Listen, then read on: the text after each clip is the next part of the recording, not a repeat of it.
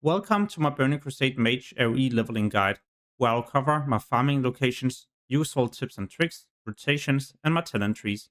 But before I cover these things, then I would like to highlight, if it's going to be the first character you're going to level in Burning Crusade, then I would honestly recommend you to dungeon farm, because it is going to be important to dungeon farm in order to get reputation, or at least quest in the open world, as we will be able to unlock different heroic keys.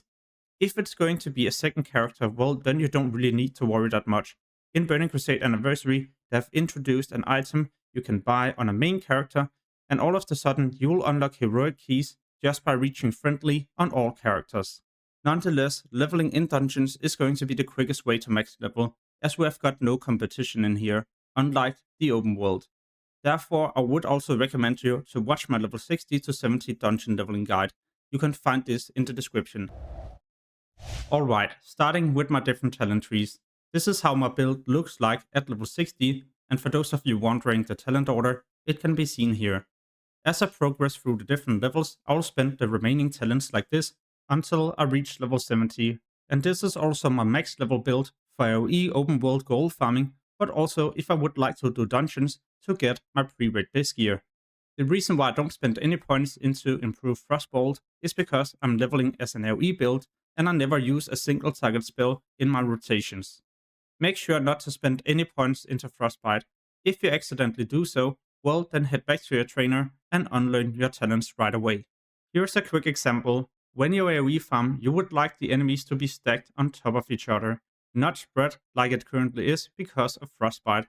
As you continue to cast your Blizzard, it's just getting worse, because all of a sudden they might be so far away from each other that some of them are no longer being hit by your Blizzard, and therefore also no longer being slowed. In the first tree, we'll also find Winter's Chill, but our Blizzard cannot crit, which is why I'm not spending points into Winter's Chill. Frozen Core is a no-go, as we're never really fighting any casters. Whenever there is a nearby caster, we would much rather like to use a polymorph. An improved Frostbolt is a no-go. Like I've already mentioned, we're not playing a single target build. Moving on to some useful tips and tricks and my different rotations. Make sure to always use the two buffs, Ice Armor and Arcane Intellect. Remember to also activate an Ice Barrier before you do your pull, so as you're gathering the different enemies, you will also absorb a bit of damage. You basically run around in a circle, and as all of them are close to you, you would like to use your Frost Nova. One thing that might happen frequently, at least if you haven't got enough hit, is that one of these enemies will also resist. You can fix this in a couple of ways. You can either activate a Cold Snap to use a second Nova, or you can summon your pet and cast Freeze for an additional route. If you have got cooldowns, or if everything fails, well, don't worry, you can always blink away and reset the fight. Some of you might also be wondering how I can activate my pet and instantly cast Freeze just by pressing one button. Well, I'm using a macro, and I will of course leave this in the description. Talking about macros, you should also make a Mouseover macro for rank 1 Fire Blast, as it's a quick and efficient way to pull an enemy. I've also done this with Counterspell, and the great thing is that when you're using a Mouseover, you don't need to target anything. You're just running around, Mouseovering and using your keybind. As you can see right here, it's a great way to pull in case I'm, for example, getting dismounted, or if there's enemies far away. When I'm AoE farming, I'm always using rank 1 Frost Nova. There's no need to use the highest rank, because the duration of your route is going to be 8 seconds no matter what, and you wouldn't like to use a lot of mana just to do around 100 additional frost damage. Sometimes I'm also using rank 1 Cone of Cold, as the slow duration and slow amount is the exact same no matter the rank. That being said, I also use the highest rank whenever I would like to do a big shatter comp. The first example, I used rank 1 just to apply the slow because I didn't have enough time to get away. Now I can easily blink and make some distance to use a Blizzard. Another situation where I have a cooldown on my Nova, what I do is to use a rank 1 Cone of Cold just to apply the slow until my Nova is ready.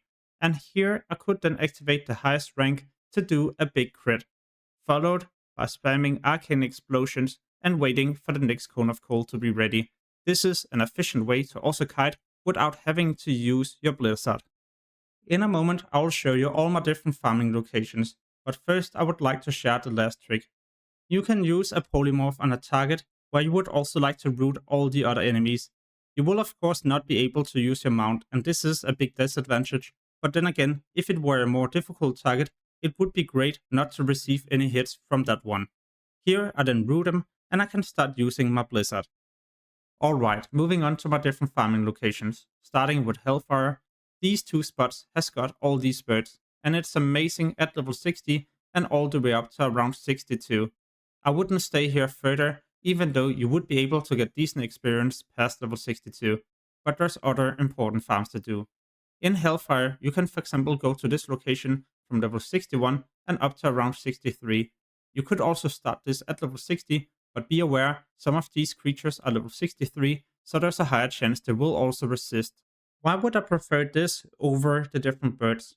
Well, you're getting Thrallmore and Honorhold reputation, so if you don't want to find a group for those dungeons, well, then you can always head here and get your reputation anyway. At around level 62 or in fact 61, you could be heading to this location in Terracow Forest. Be aware there will be casters, but all I do is just to use the highest rank of polymorph and I should be fine, or at least have enough time to kill all the melee creatures and then reset the fight. Be aware, in the area there will be different patrols. What I tend to do if I accidentally pull one of those is to use an ice block and a new Nova. If it's on cooldown, I use freeze. Before you use your Blizzard, you should also make sure to re-polymorph the caster, or it might break during your Blizzards. At the northern part of Terracow Forest, you will find two other amazing farming locations. The benefit of this is that you will be getting some feathers, and the moment you have collected a total of 30 of these feathers, you can hand them in Shadworth City. Sadly, it only grants you reputation the first time you complete it, but because it's repeatable, then you will be able to continue getting reputation with the lower city and the bag containing an item. You could also sell the feathers on the auction house if you don't need lower city reputation yourself. At around level 64, you could swap to this location in Nagrand. The benefit of this farm is that there's not going to be many casters and we can easily pull 5 to 10 creatures at the same time. However, what I usually do before such a big pull is to make sure I'm also polymorphing the caster. To make it more efficient, then you could also pull the nearby patrols. Just be aware there is going to be casters in the area, so sometimes you might have to kill those before you do the big pulls. The moment there's too much competition, you could always swap to one of these spots in Nagrand. The benefit of this farm is that you're being rewarded with quite a bit of reputation with the factions located in the zone. Sadly, there isn't really going to be any amazing mage rewards, but at least you will be able to buy yourself a new epic mount at Exalted. Don't forget to also do the Ring of Blood quest challenge in the zone. This is a 5-man quest chain. At the end, you will get yourself an amazing weapon. At level 66, I swapped to Blade Edge Mountains. This is probably going to be one of the better gold farming locations, and you're getting a ton of experience at the same time.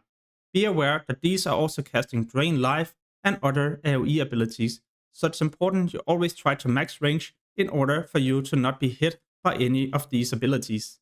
So why is this spot granting us a lot of gold? In the beginning of Burning Crusade, all reputation items is going to be pretty expensive, and these demons has a chance to drop different items you can hand in for Aldor reputation, probably the faction also being the most expensive compared to Squires. Talking about the Squires, we can also farm reputation with this faction simply by going to Netherstorm. These Blood Elves has a high chance to drop different things we can hand in for Squires reputation. In addition to this, I'm also getting quite a bit of cloth, green and rare items, so definitely a spot to check out. If you don't care about reputation items, well, then you could be moving more to the west. This is also such a good spot.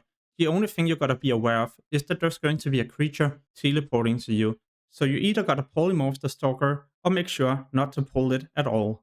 At level 67, I also like to go to Shadowmoon Valley, and I probably believe this is going to be my most favorite spot at this level range. The main reason being that there's not going to be much competition, or usually there isn't. It will of course take a bit of time to get used to the different patrolling enemies, but nonetheless, we can easily pull 10 or more creatures at the same time, making this a lot better experience per hour. At level 68, you could head more to the east. The downside of this location is that there's going to be an elite patrolling, but you also gotta deal with a lot of competition. Many people like to farm these at level 70 due to the high amount of gold you can make. Another reason why it's a popular area is because the Blood Elves has a quick respawn rate. But what you gotta be aware of is that their movement speed is also insanely quick. So at level 68, it might honestly be a bit difficult to do this farm. However, at level 68, you should probably also start your Carousel attunement. And this is also built in my level 60 to 70 dungeon guide you can find in the description. On my channel, you can also find many other useful videos, and soon I'll publish a lot more you definitely don't want to miss. So make sure to subscribe and hit the notification bell to get notified. As always, thank you so much for watching and have an amazing day. Peace.